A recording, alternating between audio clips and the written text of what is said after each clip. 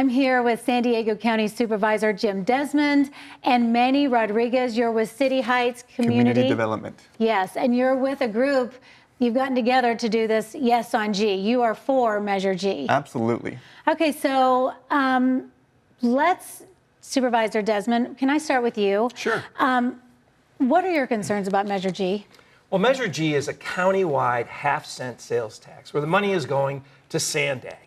Well, we currently already have a half-cent sales tax that people in San Diego County are already paying and are going to be paying until 2048. Now, with that current sales tax, there were many projects, particularly road projects, that were promised to the voters that have not been fulfilled. And now here's, another group here wants another half-cent sales tax. And when they haven't fulfilled the promises of the past, nor do they guarantee the promises of the past. So to me, SANDAG has been kind of a bait and switch. And times like this, everything's expensive right now. Groceries and energy and gasoline, housing.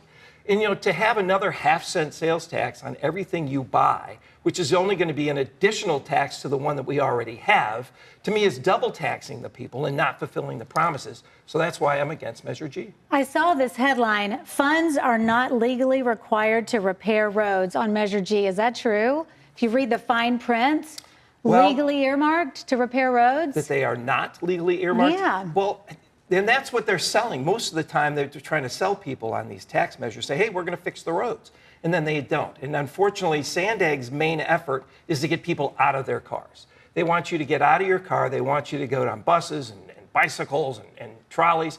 It doesn't work for most of San Diego County. For the central core downtown, yeah, okay, we need transit there. But we also need roads. And the promises of road repairs, especially the HOV lanes on the 78, HOV lanes on the 52, and also widening the 67 out of Ramona, which is basically for fire evacuation. Yeah. All those promises were made and they're not being kept. So I wouldn't give another dime to SANDAG because they don't keep their promises and they mismanage the money. They've got a history of mismanagement. They can't find millions of dollars from the I-25. They've also, spent money on lavish meals and things like that, and it's just not being managed. So I think SANDAG has to get its own act together. They got to clean their own house before we trust them, and provide and keep the promises of the past. It's not that hard. Keep what you promised, and then maybe we'll give you more. But if you're not going to keep the promises, then we shouldn't give you another nickel. You know what? On SANDAG's own website, they have a report, an investigation that was done into their whole State Route 125 and the toll roads, and it says that they're basically not able to take care of the business that they have, really, in their financial department. We did ask SANDAG to come on and talk to us about it this morning, and they declined. And they knew we were talking about Measure G. So, okay, I do want to play devil's advocate since we're talking about the public transit. So what are your long-term solutions for reducing traffic congestion and improving commute times if we're minimizing public transit investment? Well, public transit, like I said, it works in some areas and not so much in others. But really, what I think we should do with our roads and our roadway systems, technology. We got to embrace technology. What happened to smog days? Remember there were smog days about 20, 30 years ago? And you say you can't go outside. And now there's twice as many cars on the roads as there was then. It was technology. It was technology of getting the lead out of the fuels, the technology of new engines.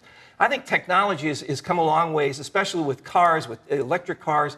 They're basically computers on wheels right now. And so if we had technology lanes, if your car has certain technologies, you get to go in this lane, and that lane can be much more efficient. Let's take what people are already doing and make it safer and more efficient. And I think with technology, instead of trying to kick people out of their cars and make them carpool or ride buses, we want our freedom. We want to be able to go where we want to go, when we want to go. Let's make the roads safer and more efficient. Manny, I don't want to leave you out before we get going too far into this, because City Heights, I know that public transit is really feasible for people that live in City Heights. So I'm guessing that's why your group is for Measure G and jumping on this? Yes, thank you, Anna. And quite frankly, the technology that Supervisor Desmond is talking about right now is all hocus pocus. If you look at every other developed country in the nation, you will see that public transit is what the people use to get around, and we can build that here in San Diego. We have the potential. Communities like City Heights already have high public transit ridership, we can make that work for more communities. And that's why we support yes on Measure G. And Supervisor, I understand your grievances with the old Transnet tax ordinance, but that was in a different time. And we don't want to go back to the times of the smog days. We can't keep bulldozing neighborhoods to build more highways. So yes, those promises weren't fulfilled, but the people don't want those promises anymore. We don't want to keep bulldozing neighborhoods for highways. We want public transit. We want less cars on the road. We want less smog in the air so that our kids have less asthma. City Heights has one of the highest rates of asthma in the country because we're right next to a bunch of freeways. We can't keep building more freeways. We have to expand our public transit network and get folks off their cars and into the road. And even if you will never step foot in a bus or never step foot in a train, if you can get 10 people on the highway into a bus, that's like 140 feet of gridlock removed just for you two. You can get 100 people, that's 1,400 feet of gridlock removed off the highway just for you two. 1,000 people, that's almost 2.5 miles of gridlock removed if you can just get that many people on a bus or a train or a trolley. So that's why we support yes on Measure G. It'll reduce congestion for everybody, even if you don't use transit. And if you use transit, it will make it so much better. Manny, you do make some good points here, but do you think SANDAG is really the right agency? I mean, they're rife with mismanagement issues. You talk about, well, we don't care, the promises, we're ready to move on, but if they've never met the promises that were made for the money that they've already been given, is it really the right thing to do to give this organization, this agency, more money? Thank you for asking, because that's really important. And voting yes on Measure G votes to create an oversight committee for how these funds are spent.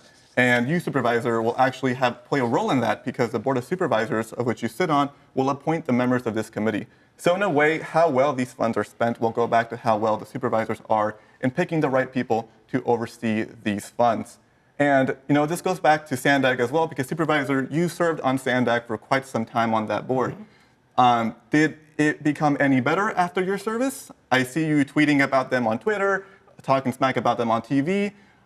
What did your service on SANDAG do?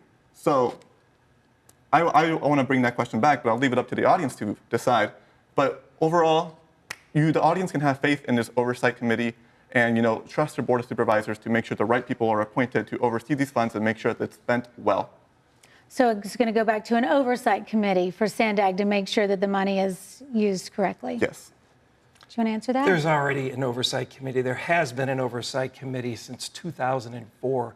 It's the ITOC, the Independent Taxpayer Oversight Committee over the current Transnet dollars. It's already been there, and it's still SANDAG has been able to get away with misspending and losing money. It doesn't work. It's the organization, and I was on there, and I was trying to keep the integrity of SANDAG at that point in time. We actually, and I supported, and it was not very received very well by my peers. I supported a tax in 2016 that was an additional SANDAG tax. But what it did is it took all the promises and put that were made in the front of the line. It took the promises that SANDAG had made and said, we're going to do these first. And that's actually how they passed the second tax that they had in place in 2004. And that was the promise moving forward. And here, what happened at the end, and why I really kind of got off SANDAG, was it got decimated by, the regional cooperation got decimated by the way they changed the vote. It was Lorena Gonzalez, wife of Nathan Fletcher, who changed the voting system at SANDAG so it favored her community, which is the downtown area, and made it so that regional collaboration was just decimated.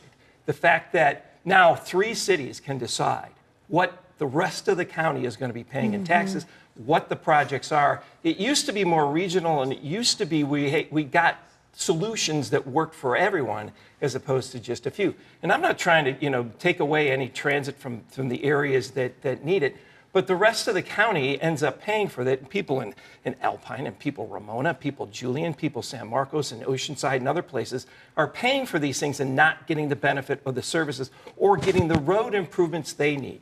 I'm happy for transit in downtown San Diego area and City Heights, fine. But we need roads, so we need more of a balance, and that balance isn't there, and the roads are not getting completed and not being done, and those are the promises that were made. Those need to be taken care of first, you're saying? Well, I think so if you want to keep the integrity. If you go to somebody and you make a promise and that the taxpayers give you a half cent sale, and you take their money and you say, we're going to do this, this, and this for that money. But then halfway through it, You say, nah, we changed our mind. Nah, this was the old times. This is not what we're not going to do. You can't keep going back to the voters and saying, well, here we got a new set of promises. Give us, give us some more money. It's like you got to have integrity. You got to keep the promises of the past if you want to move on to the future. And really, I think we keep talking about SANDAG is because that's who's going to get this money if this passes, correct? That's who's managing it. SANDAG and also local governments will receive this money. About 12% of the ballot will go to, the measure will go to local governments. SANDAG will administer it to local governments for local road repair, local stormwater improvements, local infrastructure, safe routes to school. So yes, it will go to SANDAG, but SANDAG will also pass a lot of it down to all the local cities so that they can use it to improve their own roads. How do you think you're going to, for the people that don't use public transit, the people that live up in San Marcos and in the outer areas and they're coming into town, how are you going to sell this idea to them? Because when Americans go to Europe, they love that they can just ride on a fast train somewhere out into the country. We don't do that here. So how are you going to try to encourage people to use public transit that don't already? Well, for people who live far out, let's be realistic, they will drive. However, a lot of them will drive into the cities, and it's when they get into the cities where they run into a lot of that traffic on the highways, the 15, the 805, around Sereno Valley, around downtown. And that's the areas where we want to get people off the highway into public transportation. So even if you're driving out, there's less traffic on the highways when you get to the cities because people in the cities are using transit now. That makes it easier for people out in Ramona, people out in the far stretches of the county to save time on their commute. How are you going to make that appeal to people to get, I mean, it's hard to make people get out of their car and give up that control and get on public transportation. Yeah, there's a lot of people who want to use public transportation, but it just doesn't work for them right now. You wouldn't imagine the amount of times I'm at a restaurant or a brewery and I ask my friends, so how did you get here? Oh, well, I wanted to take the bus, but it only comes once every 30 minutes, and I wanted to get here at 7 o'clock, so that wasn't going to work, so I just took an Uber or I drove here. I meet people like that all the time. There are so many people out there that want to do their part, people who are environmentally conscious and they want to reduce their emissions, people who like trains and like buses, but it doesn't work for them right now. But voting yes on Measure G increases the bus frequencies, increases the quality of the service, makes it so that the bus doesn't come every 30 minutes, it can come every 10. Heck, it can come every 5 if it's a good bus route. And more people, including myself, will start taking it even more. I already ride the bus all the time, but there are times where it's like, oh, it's going to come in the next 25 minutes and I need to be here at 6. Well, I just take an Uber. But if it came in just 5 minutes, I'd be taking even more. Let me ask you this. How will this tax, if it's going to go toward public transit, a big chunk of it, how is it going to benefit all the people that don't use public transit, but they're paying for it? Yeah, so as I mentioned earlier on the highway example, if you're in gridlock traffic in a highway and you can get 100 people off the highway to go into a bus or a train, that's 1,400 feet of, space for you on a highway of gridlock removed. 1,000 people, that's almost 2.5 miles of gridlock removed just by moving 1,000 people into transit in the highway. Even if you will never step foot in a bus or train or a trolley, it benefits you to have people off the highway and into public transit. It just makes your commute so much faster, so much less gridlock. Well, if you listen, it's always the case of other people taking it, not me. If this will get 100 people off the road, then I can get through faster. So no one really wants to take it if you don't have to. And like I said, I'm all for it. We need a balanced program. Where transit's in downtown, I'm happy to support that. But you got to give us what was promised to us in North County. We need the roads. You admit that we need the roads, and we need the infrastructure. So give us that. But that's what's been taken away. The HOV lanes in the 78, the HOV lanes of the 52, the widening of the 67. Those are all outside of the inner city areas. And what's happened is those are the projects that have been cut. Those are the projects that have not been started. And those are the projects that people are saying, hey, you promised us this in the past. Give it to us, and we'll give you more money. But if you're going to not fulfill the promises, that's the old times. That's, we're not going to do that. I know we promised it, but here's a switcheroo. We're not going to give it to you. I just don't think you have the integrity to come back to the taxpayers and say, give me more. We got a new set of plans, and maybe we'll keep these. So what's your final pitch to voters? Manny, I'll start with you. Thank you.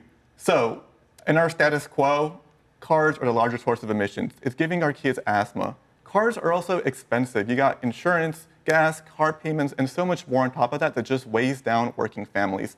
And on top of all of that, traffic is just getting worse. We can't keep living with this status quo. And Measure G gives us a new path forward, a new path that looks at every other developed country in this planet and says, what are they doing that works? They're building public transit. They're building more walkable communities. We can do that by voting yes on Measure G and save money in our pocketbooks because transit is so much more affordable and save time for even if you will not ride transit, it will save you time on your commute. And also to fix the roads, we all want that. So voting yes on Measure G will move us to a new path forward, and I hope to have your support on that. And do you want to tell them to trust SANDAG to do that? I'll trust the Oversight Committee appointed by the Board of Supervisors, including Supervisor Desmond right here. Okay. Supervisor? Well, I'd say vote no on Measure G because SANDAG, the entity who is going to be managing these dollars, has not kept their promise, has mismanaged the funds in the past, is under FBI investigation right now for some of that mismanagement. So let's make them get their house in order first and keep the promises of the past before they come to us and ask for any more money. Vote no on Measure G. All right. Gentlemen, thank you so much for joining us. And again, this did become a big conversation about SANDAG, and we did invite them to come today, and they said no. All right. All right. Thank you. Thanks. All right, Manny. Thank you. See you on the bus, dude. All right, guys. Yeah, that's right.